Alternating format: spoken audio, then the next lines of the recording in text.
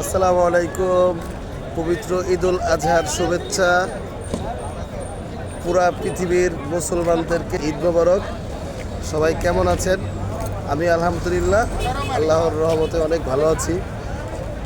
এটা হচ্ছে সবথেকে আনন্দময় একটা দিন, মুসলমানদের ঈদের দিন। তো আমি পরিবার পরিজন রেখে আজকে দূর প্রবাসে বন্ধু বান্ধবকে সঙ্গে করে ঈদের নামাজ আদায় করলাম আলহামদুলিল্লাহ। তো এটা হচ্ছে আমাদের ঈদগাহ, এটা হচ্ছে ঈদগাহ মাঠ, পুরো রাস্তাঘাট সব জায়গায় মানুষের নামাজ পড়ছে। এই হচ্ছে রাসেল আমার ভাই, পরিবার ফ্যামিলি রাইখা ঈদের উদযাপন করতেছি। এটা হচ্ছে প্রবাসী আমরা। তো ব্যাপার হয়েছে এখন মুসলমানদের যে একটা সমগাম, মুসলমানদের যে একটা মিলন মেলা আজকে যে হয়েছে ঈদ উৎসব, এটাই হচ্ছে সব থেকে বড় আনন্দ।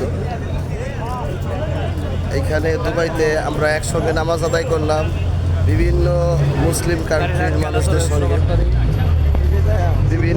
বিভিন্ন দেশের মানুষের সঙ্গে, বাংলাদেশ, পাকিস্তান, আফ্রিকার বিভিন্ন দেশের মানুষ একসঙ্গে নামাজ আদায় করলাম। তো সবাই দোয়া করবেন। আজকে আমরা, এটা হচ্ছে অখিল আমার বন্ধু, আজকে আমরা দুবাইতে ঈদের নামাজ আদায় করতে পারলাম সম্পূর্ণভাবে আল্লাহর রহমতে আলহামদুলিল্লাহ। আগামীকালকে বাংলাদেশের মানুষদের ঈদ। তো সবার জন্য ভালোবাসা অবিরাম। সবাই ভালো থাকেন। বাংলাদেশের মানুষদের সবাইকে জানাবো ঈদ মোবারক, ঈদ মোবারক। আগামীকালকে সবাই বাংলাদেশের মুসলমান ভাই বোনেরা সবাই ঈদের নামাজ আদায় করবেন। আর আল্লাহ পাক যেন সবার কুরবানি কবুল করেন, এই দোয়া করি। আলহামদুলিল্লাহ, সবার কুরবানি কবুল করুক, এই দোয়া করি। আমার জন্য সবাই দোয়া করবেন।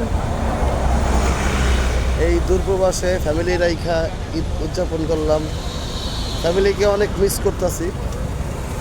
বাবা মা, আত্মীয় স্বজন, বন্ধু বান্ধব সবাইকে রেখে এই দূরপ্রবাসে। আমার বিদেশ লাইফে আমি তিনটা ঈদ পালন করলাম একা একা দূরপ্রবাসে থেকে। ইনশাল্লাহ আল্লাহ বাঁচায় রাখলে ফ্যামিলির সঙ্গে আবার দেখা হবে, ঈদের আনন্দ ভাগাভাগি করে নেব। সবাই ভালো থাকবেন। আসসালামু আলাইকুম।